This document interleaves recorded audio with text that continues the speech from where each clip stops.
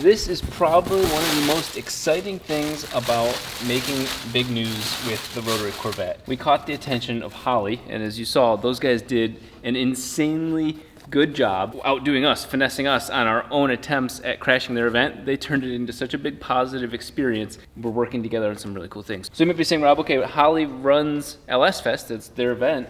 Why Earls? Well, Holley owns a variety of the brand names that you and I are familiar with. For example, MSD, Ignition, or Nitrous, NOS. Both of those are actually owned by Holley. They're a massive company, and their products are pretty damn good. So what they've done is supplied a variety of products to make the Corvette that much better. And these are the things we've been waiting on to get that car to make some power. Ooh, there you go.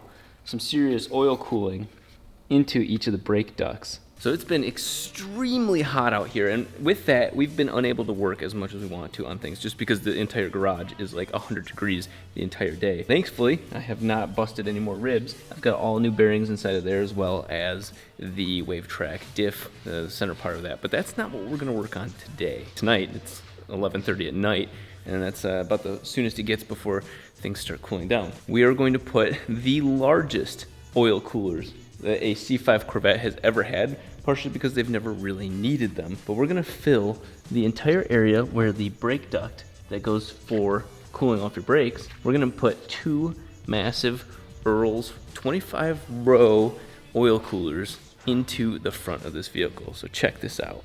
Look at those. All 10AN lines, and we're gonna be running some pretty heavy duty PTFE lines capable of 500 PSI. So this stuff won't be breaking anytime soon. We are at some point going to get rid of this front bumper. This thing was the original bumper. We didn't ruin it. It was ruined when we got it. It does give us plenty of room to take a look at how the oil coolers are gonna line up. So let's take a look at this. I think they hold almost a quart, maybe half a quart of oil. So I wanna make sure one of the most important parts about this is that when the car is off, I want to make sure that these don't drain oil into the already shallow, because we have to make it shallow, oil pan. If we're going to have them like this, we have to make sure that when they drain out, that the point where the oil lines go in and out of the front oil system, don't let it go back into the pan. You can see we have a couple things in our way. So this is the area that we're going to take from. I made sure that we can clearance the headlights. Once a good front bumper is in, it'll stay inside of the front bumper. So those fittings work out well. Everything just fits. It's the maximum amount of oil cooler that you can fit in there. Let's take that front bumper off and take a look at that. Oh, I forgot about the headlights. I noticed that previous owner just popped them off like that. There we go. We are free of that. The hoses have to be on the bottom side, because if we flip it around, there just isn't a place, there's just frame. So they would have to come back down to here anyway. That's not good. So that puts us in a very interesting spot, because again, that means that the actual oil cooler can drain and works based on gravity. We'll get it as low as possible, maybe a slight little angle on it. I think what I'm gonna end up having to do is weld two little mounts to the frame. Nice and simple, straightforward. There's a little something here, maybe a little bracket over here too, just so it doesn't twist or anything like that. So we'll work on that next. What's nice is look at where it puts the hoses, right between the radiator and the intercooler. So nice, easy place to access them, deal with them, whatever. That part's easy. We can get that done within the evening. The hard part is this. See those two silver lines? Those are the two braided oil lines from before. Because we blew a normal line and it sprayed oil all over the Able shop. Those are connected to the oil cooler inside of the radiator. The radiator is a two-part thingamabob. I do not want to waste that extra space in the radiator. We're gonna have it where it goes from the engine pickup, so the oil pump is in the engine in the front. We're gonna have it go to this oil cooler over here, race across the car, go to that oil cooler over there, and then come back and then go to the radiator. My intention with that is that if the oil gets so cold, not freezing or anything like that, not even room temperature, but cold comparatively, that oil will then help with the radiator temperature. At worst, we're using all of our radiators and air to liquid coolers efficiently. We're just using it all to try and cool the engine, of all of its liquids as much as possible. Will that be the right way to do it? We'll find out. We'll take a look at the logs and everything like that. But I just don't want to waste those extra rows used in the radiator. And it's already a smaller radiator. So again, I want to use the oil to try and help the coolant. We'll see how that goes. But again, when that's off, if I don't make that hose go up in the air, gravity's going to do its number and both of the oil coolers will drain back into the motor. And so in theory, in my theory, I could be wrong here, in theory though, is that we'll have a situation where there's too much oil when the car's off, and then it'll starve the car of oil when it's on. So it'll pump it all the way through the oil coolers, and then now the pan's empty. And then we turn back off, it fills back up. So again, that's another reason we don't want to have it all feeding back that way. This is one of the things I'm very interested in. These are not inexpensive, and no hose. If you've ever gotten into cars or looking to get into cars, hoses will break your spirit very quickly. This is the premium setup for Earls and almost everything. I don't know really a better setup. The reason why is that it's got this whole, I would guess I would call it a crush collet, something like that. I'm sure there's their professional name. Obviously, this goes over the inside of the hose, which is that PTFE part. You have the other components on the outside. And so what you have to do is get this collar. See how it's got that nice little bite in there? That collar has to go in like that. So when you're doing this, you spin that one on and it pulls the center of the hose in. But you can't do all of that without the outside piece altogether. So you have to get all fancy. Make sure you don't get any of those little frayed wires outside of this. And then so that sits in the back here. This piece is, impressively enough, as you go to screw it on, crushes the appropriate amount of force, the hose and the metal braiding all together inside of here. So when you close it, those are all toleranced properly. The other option that Earls offers is where they crimp it for you, and it is a very expensive crimping machine. Anybody that knows this, with any hose, the crimped ones are really sexy. They're a little bit more lightweight in the sense of like less material, but these are reusable. I mean, you want to replace this piece, but this whole setup, you know, hey, maybe we switch something out. We save some money on having to buy more of these. Obviously, this is a situation where we're going to measure 17 million times and cut once and still not be sure that it's enough. We got hose, which is very expensive per square foot. It's hose, linear foot. So again, I don't want to make some mistakes there. We're going to be using the vise, our workbench that we don't have, to do the rest of this. This is actually a pretty complicated process for somebody who's never set up hoses before. So we have 3 hoses we're going to make. The easiest of all 3 hoses is the one between the 2. Bloop. And then skadoop, the 3rd one's going to come back from there and go into the radiator. Rob, what about the existing hoses? Well, I planned that one out too. The existing hose that goes from the motor to the radiator, the height of it's perfect because that'll keep the oil in the oil coolers. So I got a male-to-male kind of coupler, so you call it coupler, to then make a smaller hose from there to that oil cooler. That is this guy right here. So we're not getting tons of new hoses just for that. Obviously, if this setup works well, which I know it will, but if we just want to simplify things, we'll make one long hose. It's gonna look something like this. And then hook into that hose right there. Of course, it being my luck, we have to start the rest of the video on another day because I didn't have spare metal material to make the adapters. Okay, so we're gonna open up the headlights. I learned this from years of owning a FD. Much more accessible. Here's the first piece I've got, and I think I thought a little wrong on this, but we'll use some square tube for this. So a piece like that, and then connect that to another piece this way. I think we're in business there. Same kind of concept on the other side. I think I'll just take a chunk off, weld it on a slight angle, the angle that I want this to be at, to that piece over there. And we've got the top 2 mounts done, and really that's all we need at that point. It's not going anywhere after that. So after some careful thought, what I think we're gonna do is take this thing off of the car to get the ideal like work environment, because I'm not a good welder. And so what we're gonna do first is just identify the angle that we want it at. It's gonna be the same angle as the intercooler. So that's the angle that we want the oil cooler to be at. This little slight angle like that. Now, what we're gonna do is take this whole assembly off because we know that the only problem we have to worry about clearing is the headlight. So that'll come with it, and then we can open and close it and make sure we get the right arc of headlight coverage.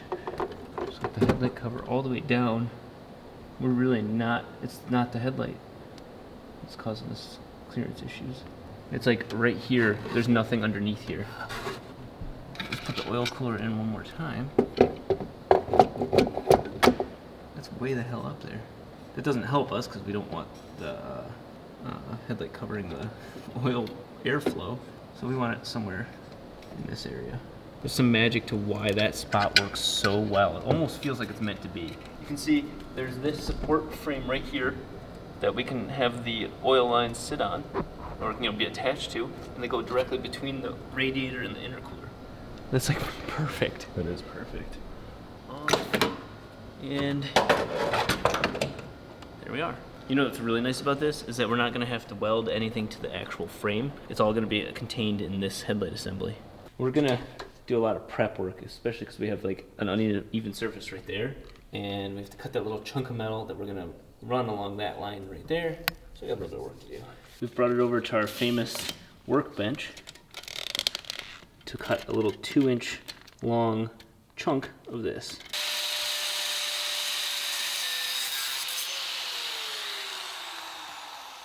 Okay, well, not right angled. That's okay, we need this side. It's gonna end up going a little bit over this existing weld, so I'm gonna notch it and clean up the weld a little bit, so that way I can make a completely flat surface, because oh my god, that matters so much when it comes to welding. If you don't prep it now, oh. So I notched that little bit out, and there we go. Now I need to guess where I'm gonna cut the holes for the actual bracket, because once I do that, I can't undo that, and once it's in, I can't cut the holes. They're really impossible. So let's try and guess how close I can get the oil cooler to that. Thankfully, they have a little bit of slop back and forth like that. Your dream is that, oh man, it's all flush and perfect. That's not gonna be the case. It's gonna, at the very least, be like this. I'm gonna go ahead and use what's pretty standard for the RX-7. I think it's an M6, whatever it is. It's the bolt that you use your 10 mil socket for all the time. And with a nice wide shouldered nut, that's definitely gonna fit in clearance like that. We're gonna put 2 of these into that piece and then weld them into it.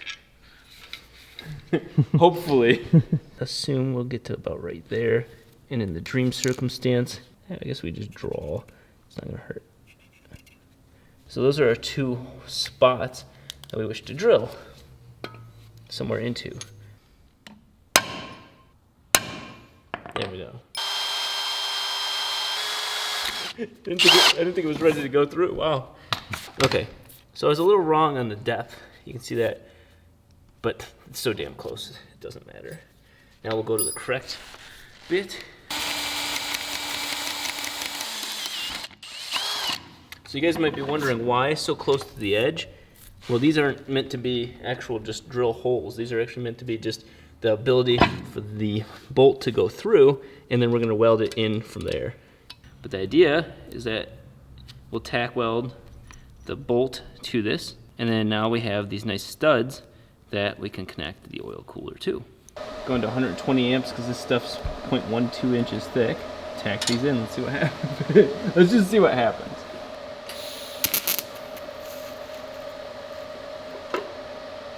Okay, so I'm gonna finish these up a little bit, die, and then we're gonna weld it to this. Die in the process? Die in the process. Yeah, see, you can see it's dirty, but that's the mixing of weird metals. Okay, it can only go so far, but we'll see.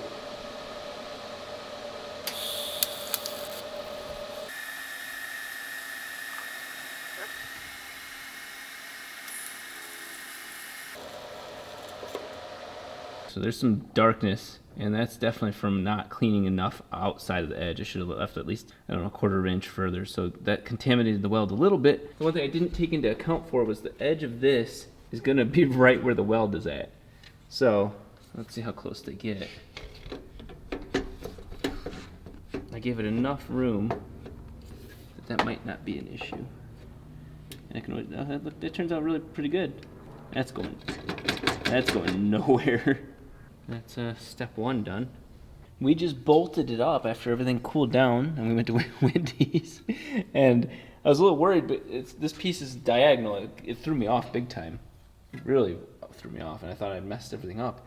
But look at that. Even with just one bolt in there, it is a little wobbly because of the distance, and that's where the second brace is going to come in. But it is pretty straight on. Here's my plan from here. Take this, weld it to these pieces here, and then have this bracket come out and then weld to the bottom of this. So put a slight bend in it, and then we've got a second bracket. That's my best solution at the moment. What we're going to do is measure the width of this, just under 1 inch. And we know we need 2 inches for the other piece. So let's go ahead and cut a 3-inch piece here. So I'm just going to bend this over at an angle. I'm not sure what angle yet.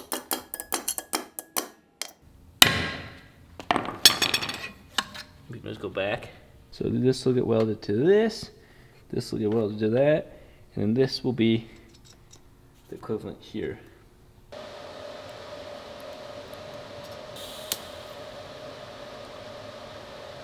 Look at that. That's my baby.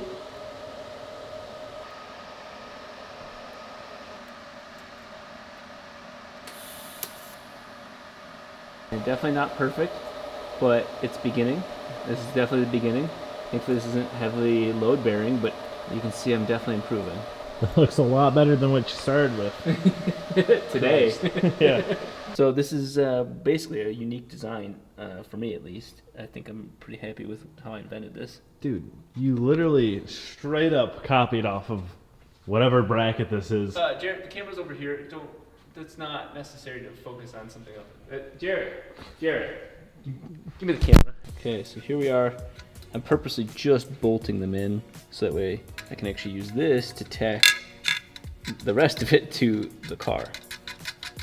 I'm not putting the bolts all the way in yet because this has got so much weight on this side. If I push it in the correct spot, boom, right back there. So there it is, resting on the weight, and then there it is in its proper position.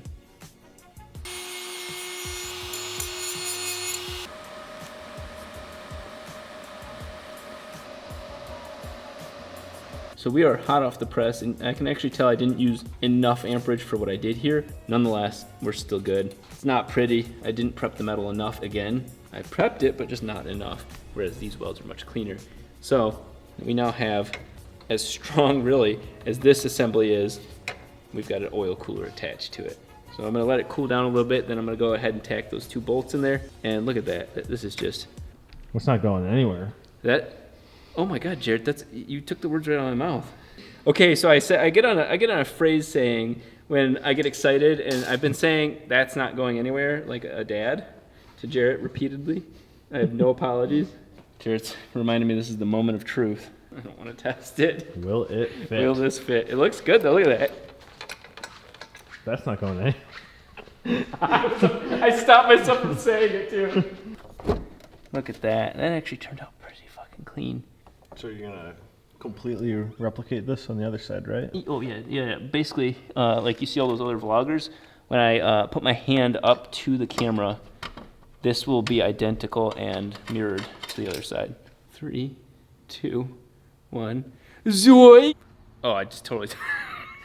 Okay, that's what happens when you have a big nose. I wish I could have skipped the time like you guys did. No, I really don't. You know why? Because I had a fun time doing this. I'm getting better. My welds are getting better. Everything is good.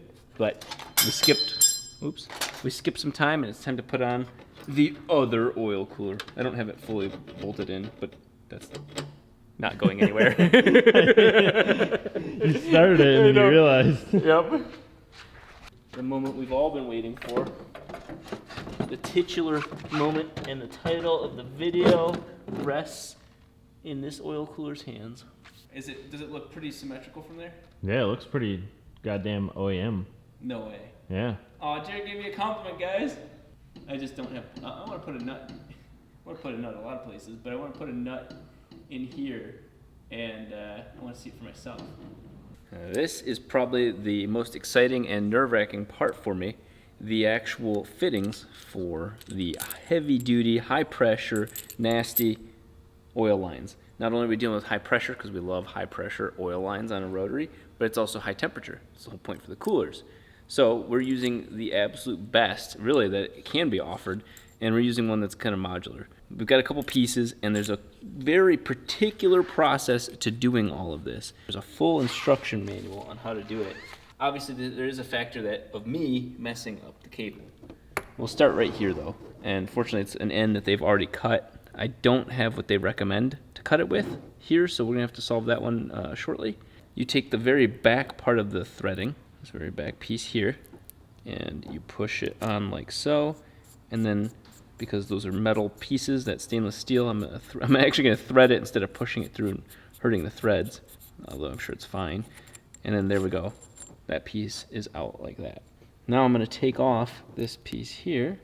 We're then going to take this piece, and I kept calling it a collet, but they call it an olive, which I guess I can see the resemblance a little bit. So I'm doing this without gloves, but you get the idea. Oh, it looks like a Band-Aid. So you're going to take this collet, or olive, and thread it onto the PTFE layer. You know, it's got like a spine and all that. Those look fat. Like they look like the actual threads are meant to go between these threads. We're gonna use this, but we're gonna be careful because it does not limit how much pressure can be placed on this, where those other ones do. And again, I don't want to damage the olive thing. But the goal is to get this just above the inside PTFE layer, just above it like that. You want to make this nice and flat with this olive thing here. Oh, wow, that cuts way easier than I thought.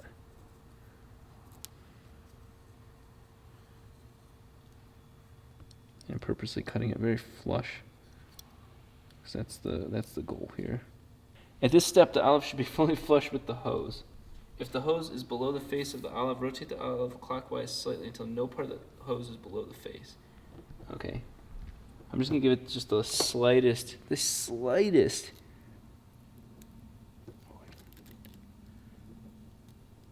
There.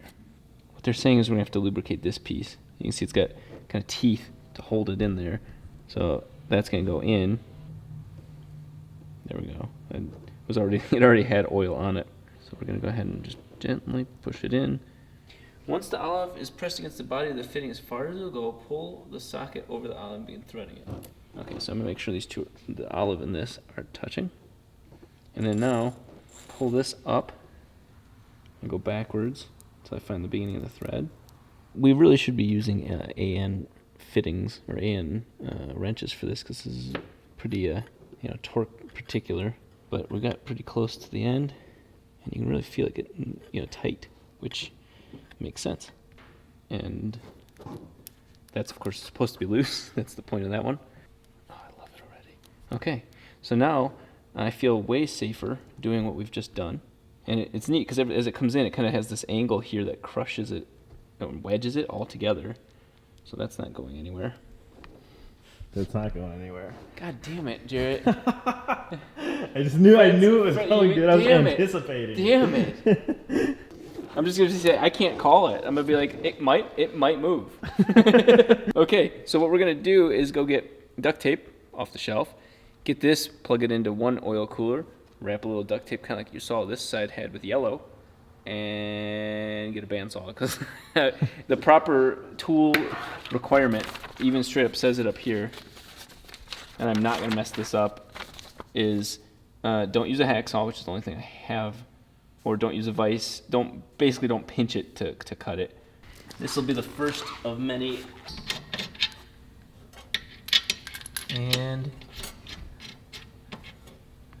with that hose, capable of sitting or running along this line. This was my dream, is that line then fixed, mounted to that. And you know what? Those fittings are so nice, and those oil coolers are so in there rock solid. That line's definitely not going anywhere. I will save you guys all of the gory details, but after a bloody nose and tons of sweat, I have the worst product from Harbor Freight ever purchased. I'm sure it works great, but oh my god, if you've ever done this thing, it is, yeah, that's great for something that's supposed to hold metal on it. Anyway, got a bandsaw to properly cut those hoses, so let's go ahead and mark the hose and cut this. It was $300 of effort, but hey, we get hoses done right. So there's our mark, and with this way of setting this up, it should hold it. I mean, this isn't the finest solution, it's Harbor Freight.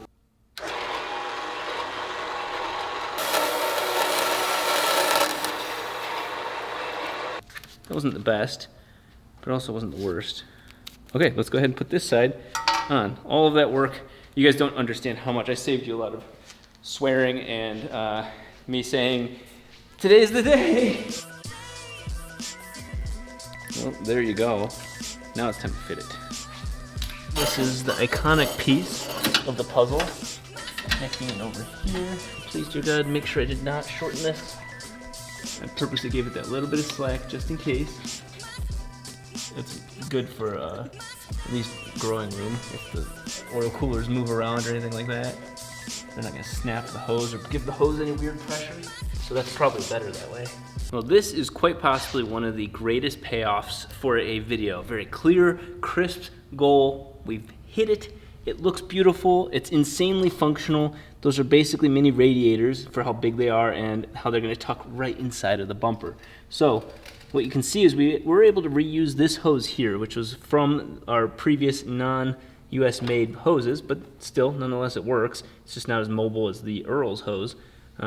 Looks like it's probably a ripoff, to be honest, but nonetheless, that's a reused hose there, and then you can see the nice finer woven stainless steel hoses as they go all the way back. So it got a nice, cool, symmetrical feel to it. It all comes in and out right here.